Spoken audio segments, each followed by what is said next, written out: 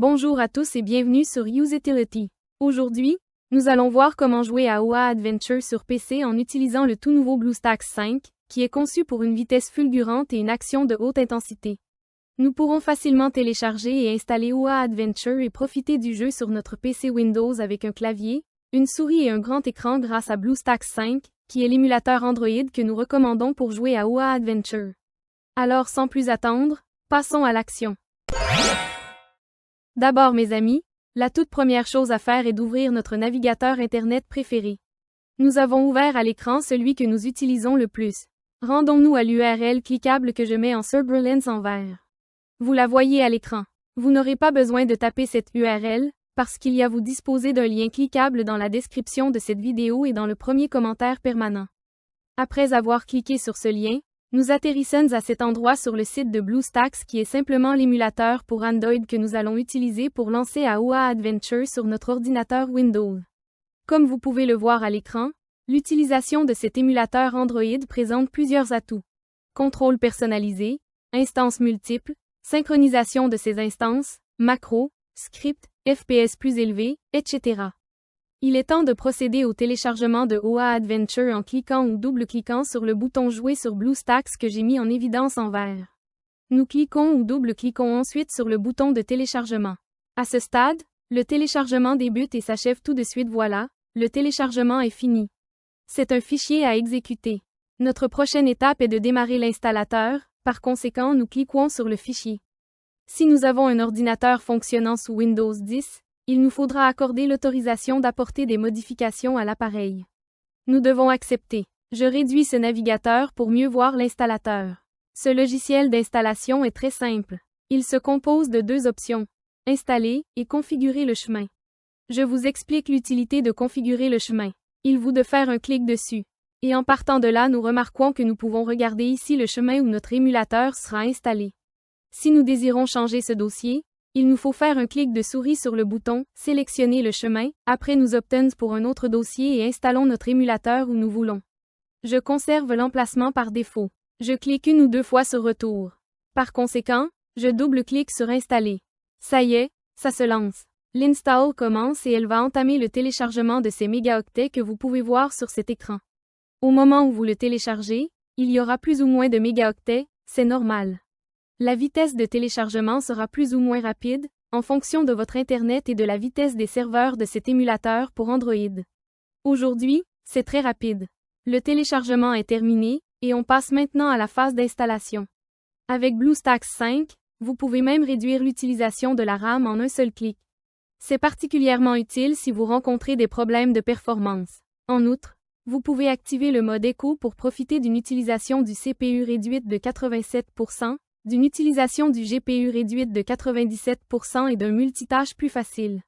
Comme vous pouvez le constater, BlueStacks 5 est conçu pour offrir stabilité et performance lors de longues sessions de jeu. L'installation est déjà terminée pour moi. Dès lors, cet émulateur pour Android a démarré sans intervention de ma part.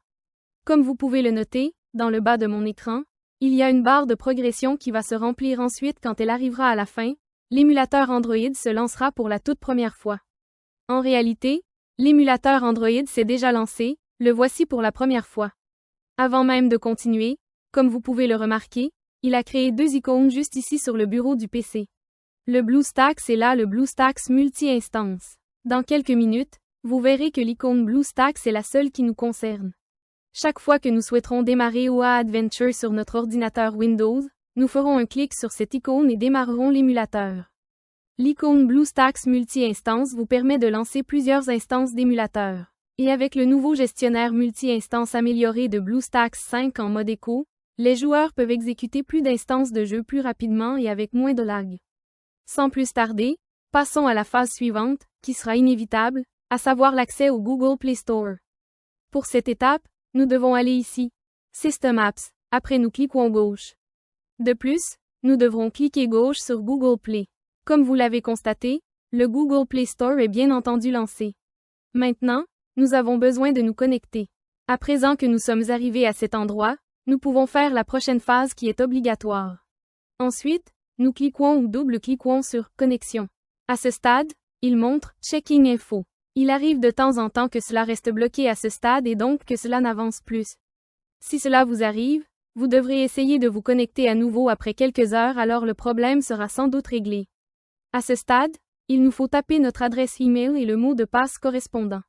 Cette adresse email doit être une adresse email Gmail ainsi que le mot de passe correspondant. À titre d'exemple, vous pouvez employer exactement la même adresse mail que celle dont vous vous servez aujourd'hui pour votre compte YouTube. Je vais donc taper mes informations et je reviendrai dès que je l'aurai fait. Et voilà, les informations ont été saisies. Maintenant Google nous accueille et nous montre ses conditions d'utilisation. Nous sommes OK pour donner notre accord en cliquant gauche sur le bouton « J'accepte ». Puis, il nous invite à sauvegarder sur G Drive. Vous pouvez si vous le souhaitez laisser cette case cochée de cette façon. Cela créera une copie de sauvegarde des données de cet appareil MULE dans G Drive. Pour ma part, je ne vais pas cocher la case, mais libre à vous de la cocher. On peut donc cliquer gauche sur J'accepte. Google Play Store, anciennement appelé Android Market, sera lancé par défaut et automatiquement.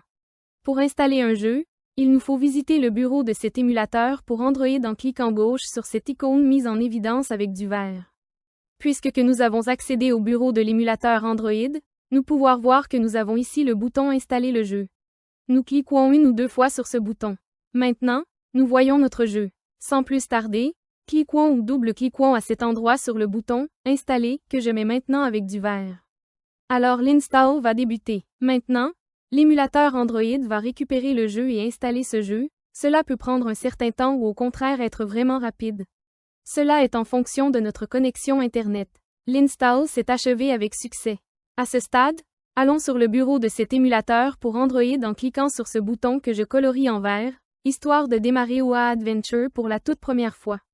Nous arrivons déjà sur le bureau de cet émulateur pour Android, et nous allons cliquer avec notre souris sur cette nouvelle icône de l'application OA Adventure qui a été créée.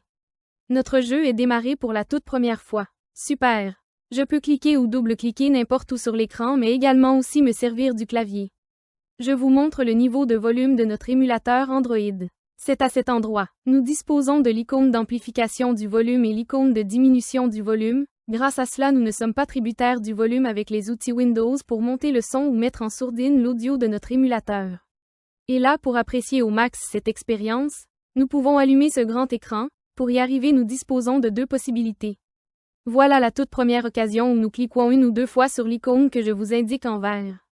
Ensuite, élargissons notre écran, en affichant une bordure en haut, une à droite et une en bas.